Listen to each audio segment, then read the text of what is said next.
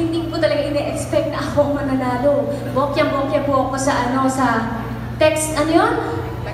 Text votes! Hindi ko po talaga, kalaban ko po si Mark Bautista, si Angeline Quito, si Maureen po ng Philippine Idol. Ay, grabe. Thank you, Lord. That song became a winning piece, and it was also my first radio hit. Pag sinaming sa akin yun,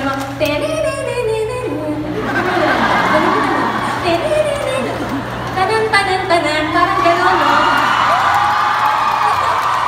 And then, eto na nga ho, mga kaibigan, aking inaasam-asam, naging artista na po ako!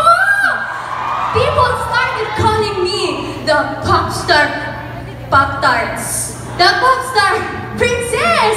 Nagsimula na po ang mga TV guestings. May tagapunas na po ng pawis kong ganyan. Thank you po. Mga pictorials! Ayan, recordings!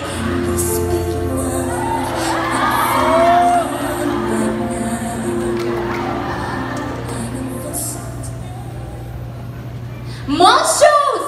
Concerts! Katulad mo nito! And of course, lights, camera, action! Kita mo movies. I am very fortunate to be paired up with the best leading man in the industry. Nakatrabaho mo po. Ako si Jennifer Cruz. Nakatatlong movies din po kami ni Miki.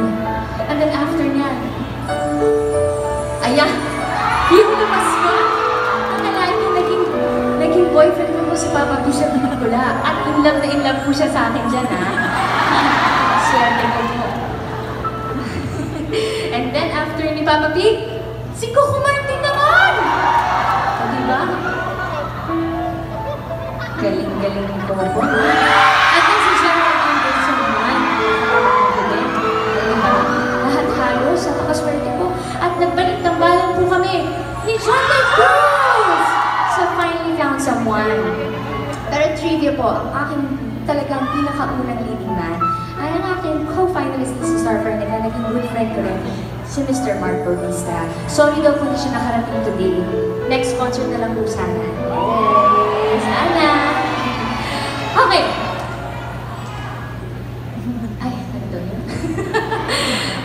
Natatandaan ko po ang naging training ko nung when I was a kid. Hindi po -1 ang sinasabayan namin sa karaoke.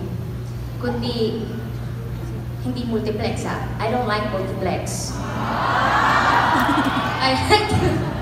I like the original cassette tape. Okay? Bakit kanyo? Kasi ho, pagka lumagpas ako ng konti dun sa boses ng original singer, mali na ako noon. Ganun po, kung kopya ko tuloy ang timbre ng boses ng original singer. Yun kasi po, sabi ng tatay ko nun, kaya pinaniwalaan ko lang na na-apply ko po dito sa song na ito. Pakinggan ko. How could you say you love me when you were young and leave me? How could you make me hurt so bad? Pop music, please. Ang peg ko po dyan ay si Celine Dion. Medyo sinipon lang masyado. Kaya naisan po. But now that I am 30, umawat ko ng 30! Nagbago na ko. Meron na po akong, eto na Sir Louie, kantayin natin.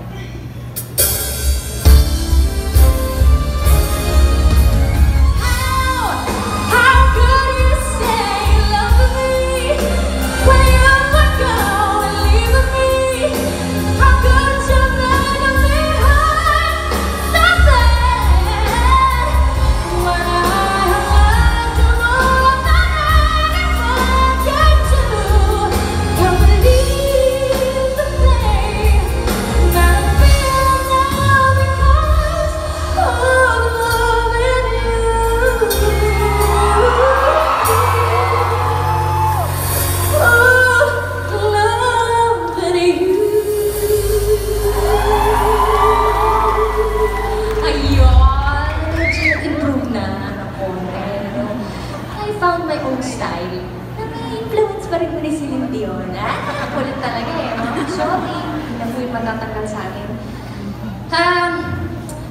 sabi po nila, hindi lang enough na nakakakanta ka or nakakabirit ng konti. Wala yan. Dapat, total performer ka, nakakasayaw ka rin. O, di ba? Yan ang demands. Speaking of sayaw, meron po akong experience nung high school ako. Ano kami, nag-intermission dance number kami ng mga barkada ko. Siyempre, girls, kaya natin to, enjoy lang to. Ganito po yan eh. Music please.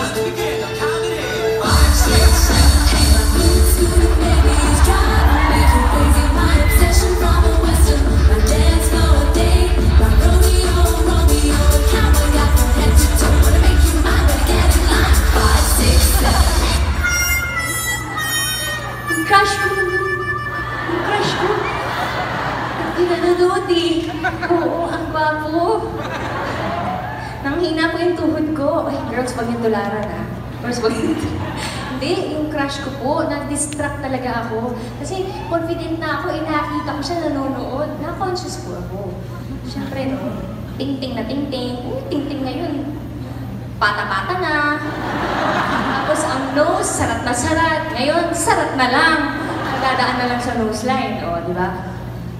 Tenga ko, ganyan pa rin siya. Naka-stick out pa rin. Yun na yun eh. Anong gagawin ko? Complain daw. Eh, mabuti na lang ho. Ito na nga.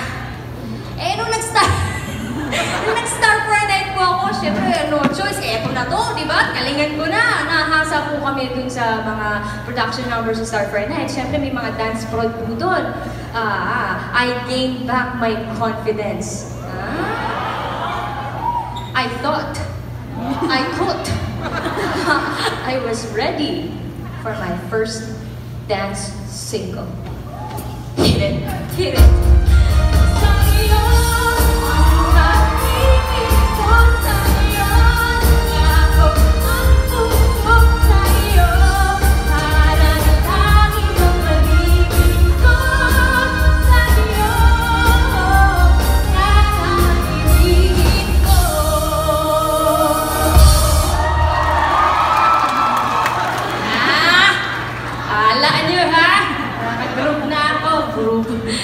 So, akala ko nasa elemento ko na ako eh. Elemento na ako. I thought I was in my element already. Until they told me that I was gonna be part of ASAP, Mainstay Home. So, they told me that I had to work with the G-Force. Girls, warm up pa lang ho, mga kaibigan. Sus Mario! Ganyan po sila, ka-intimidating. Kaya papasok pa lang po ako ng dressing room. Nanganap na po yung ako. Pero alam niyo po, never nila akong discourage. Grabe na nga po yung pasensya na sa akin eh. Lalo-lalo na si Teacher Jercel. Siya talaga yung nagsasabi sa akin na, "Hambang! Kaya mo yan, girl!" So eventually, nakakaya ko na rin po kahit paano gawin ang mga astig moves like this. Like these.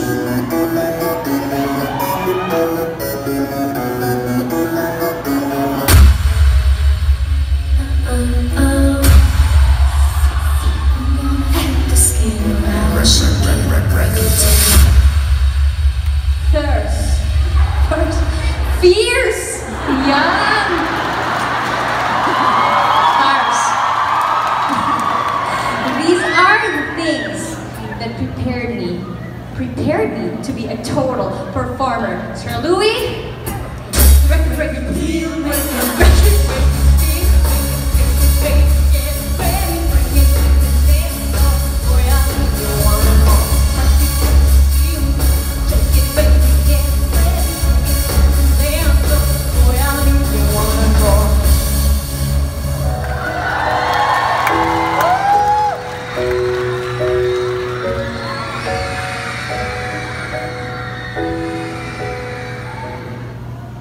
Yes.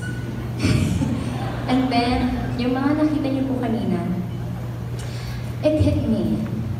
Ito na po pala yung matagal na panahon po namin irasam-asam ng aking pamilya.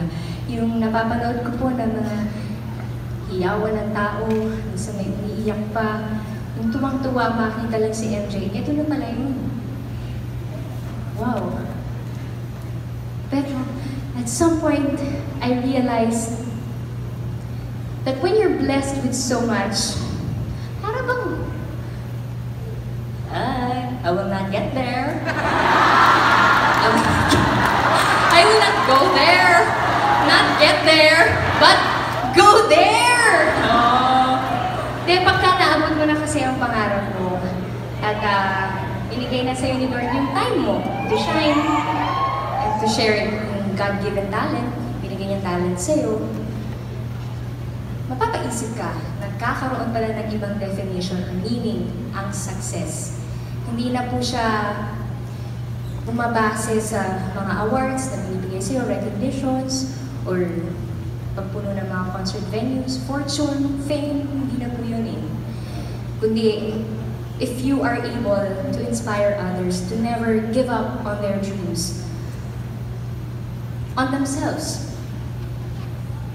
When you are able to share your blessings, yun, kapag ka nakakapagbigay ka na ng inspirasyon, ng tulong sa ibang tao, nakakapagpasaya ka ng ibang tao, yun pala ang totoong meaning ng success.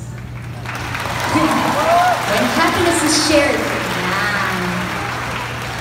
Kaya ito po mga pagkakataon na ito, tumanda po ako ng tumanda, kung nandito man po ako sa business na or wala na, forever po itong i-cherish sa puso ko at forever po akong magiging thankful po sa bawat isa sa inyo pong binigay na pagkakataon sa akin. Maraming salamat po. Please help me sing the song. This very beautiful song. If I would have to live my life again, I'd say you love